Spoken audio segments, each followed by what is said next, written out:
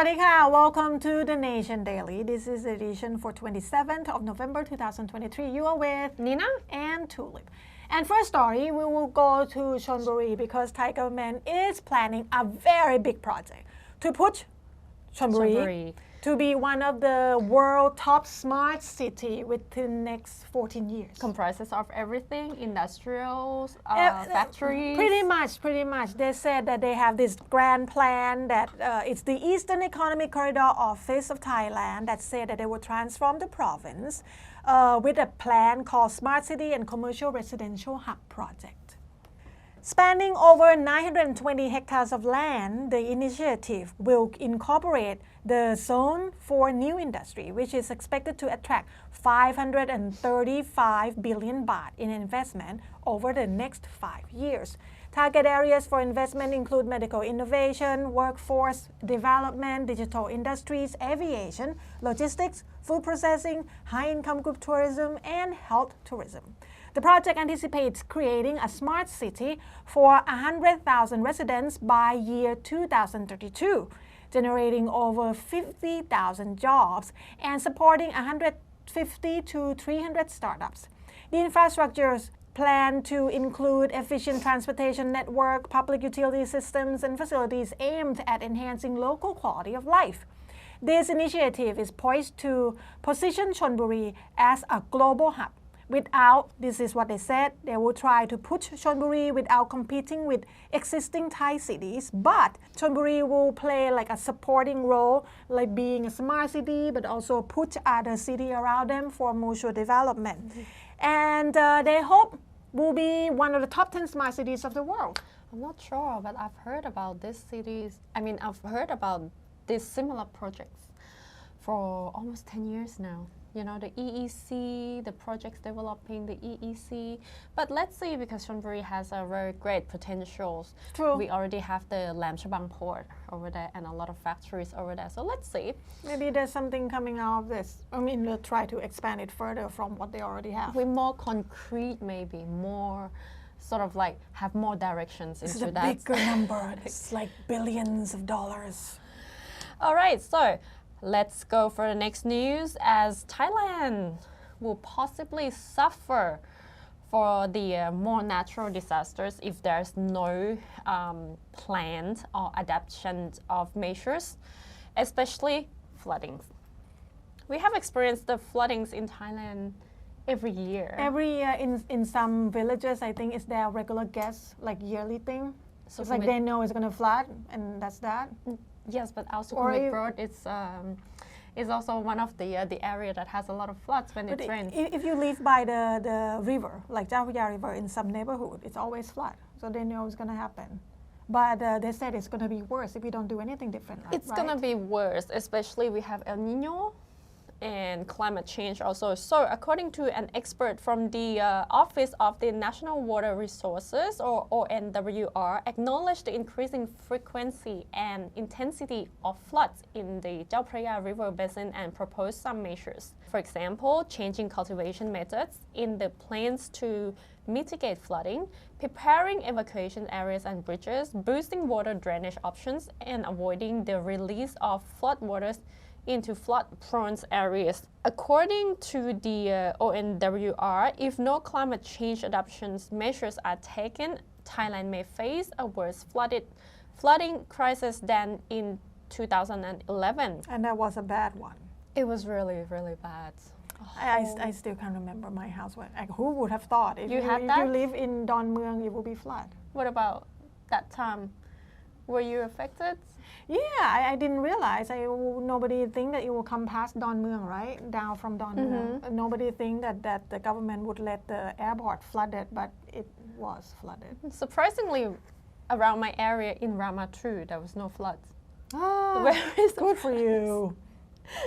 Maybe it's next to the sea, but who knows, Right. So according to the European Union's Index for Risk Management, Thailand was ranked 9th amongst the countries most at risk of floodings.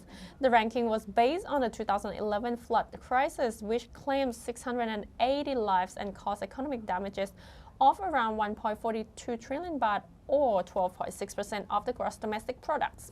Okay, so I think the government talk enough about sustainability, climate change, and whatnot. So they just have to be more active and make sure it happens. Some change has to happen. Next year, there's going to be a lot of challenges for the government.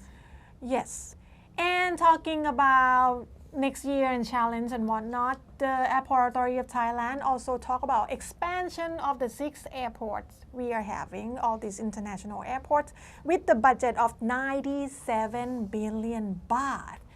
This within the next 6 years to cope with the rising foreign arrivals. So because they see that the aviation industry in Thailand is recovering and it will go back to normal level soon. And of course, then it's going to expand beyond now. So the expansion plans for Suvarnabhumi, Don Mueang, Chiang Mai, Chiang Rai, Mae Pha Luang, Hat Yai, and Phuket international airports had been approved several years ago. However, they had to be delayed due to the COVID-19 pandemic.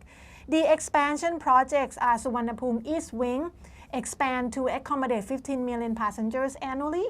Don Mueang's Phase 3 expansion to boost the airport's passenger capacity from 30 million to 50 million per year. Phuket Airport's Phase 2 expansion to raise its capacity from 12.5 million to 18 million per year. Chiang Mai Airport Phase 1 expansion to boost passenger capacity from 8 million to 16.5 million annually. That is like double the number. Mae Pha Luang Airport's Phase 1 expansion to boost passenger capacity from 3 million to 6 million per year. So for the Hat Yai Airport expansion plan, we don't have definite of anything much yet because the plan is still under the review. But of course, there will be something expansion to cope with the rising number of foreign arrivals. And since the country welcomes a lot of tourists right now, especially now we are in high season, December, we have Christmas, we have New Year. So the nation would like to recommend you a new spot, new place to visit. So tourists are flocking to the northern province of Chiang Mai to enjoy the refreshing cool of winter and vibrant flowers.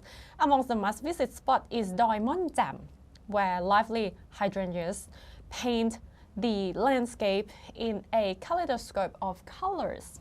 But Mon Jam is also good for strawberries.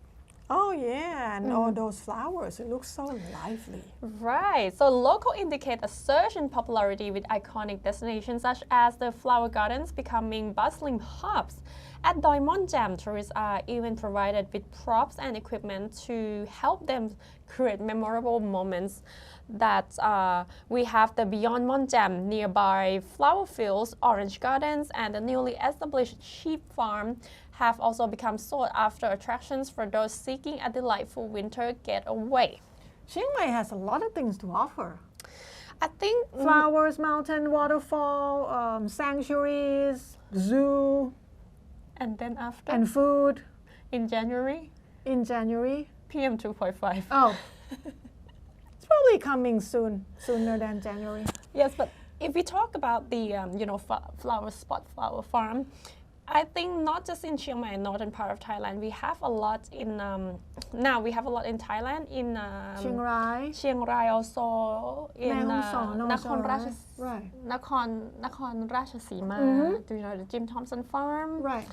And many places like Chonburi, you have to check out the calendars and see which flowers are in season.